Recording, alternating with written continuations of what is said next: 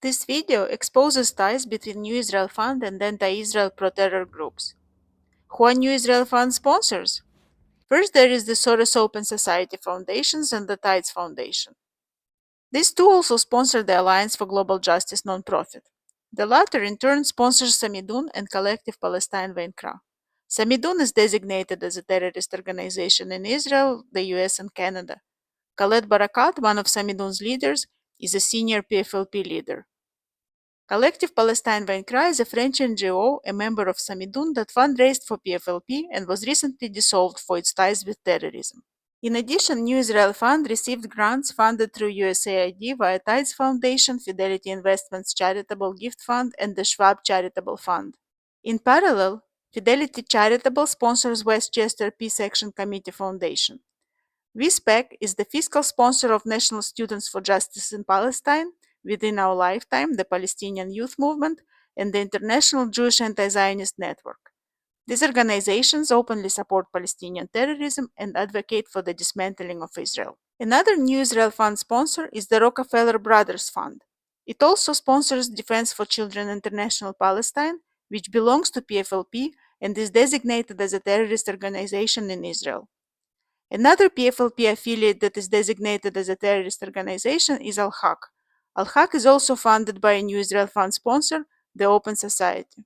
All the mentioned sponsors of New Israel Fund, Open Society, Rockefeller Fund, Tides Foundation, Fidelity Charitable, and the Schwab Charitable, sponsored Jewish Voices for Peace, an American Jewish anti-Zionist organization that closely collaborates with SJP. Victims of October 7 have filed a lawsuit against Within Our Lifetime, SJP, JVP, and their leaders at Columbia University, alleging they coordinated with Hamas and provided material support for its public relations.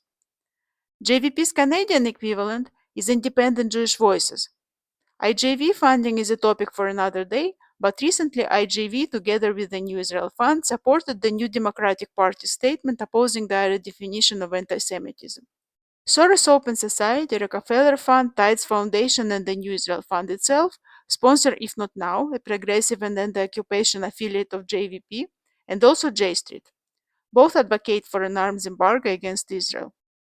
Open Society, Rockefeller Fund, and New Israel Fund sponsor Adalah, an organization that collaborated with and co-hosted events with Al-Haq and Adamir, two groups belonging to PFLP and designated as terrorist organizations. These are not outliers. I only named the most famous anti-Israel organizations financed by the sponsors of New Israel Fund. The list is a lot longer. It includes Al-Shabaka, Palestine Legal, Grassroots Al-Quds, Trua, and countless other lesser-known but equally dedicated anti-Israel groups. And yet, New Israel Fund is perceived by some as a moderate and mainstream pro-Israel organization. New Israel Fund sponsored events are hosted at Jewish venues and synagogues across Canada and are endorsed by Jewish institutions and community leaders. For example, Yara Sachs, the Canadian MP and the former head of the Communications Committee of New Israel Fund in Canada, is welcomed by the community. Or the CEO of Jewish Federation of Greater Vancouver takes pride in his meeting with New Israel Fund CEO Ben Moraine, the executive director of JSpace Canada, Maital Kowalski, and David Burson, chair of the board of Ameinu.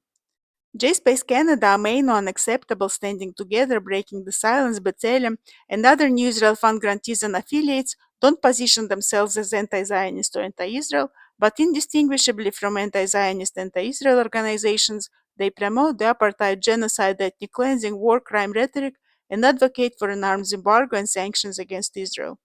I explored these organizations in my previous videos. This is beyond political left or right, especially at times like today when Israel is being attacked by the Islamic regime and its endless proxies, when the Jewish diaspora is facing an unprecedented rise of anti-Semitism in our lifetime in Canada and worldwide. Moral clarity is crucial. How can anyone who supports Israel be associated with organizations that are financed by sponsors of terrorism and those advocating for the destruction of Israel? All the information I presented is publicly available and all the links can be found in the description of the video. I'm Israel Chai.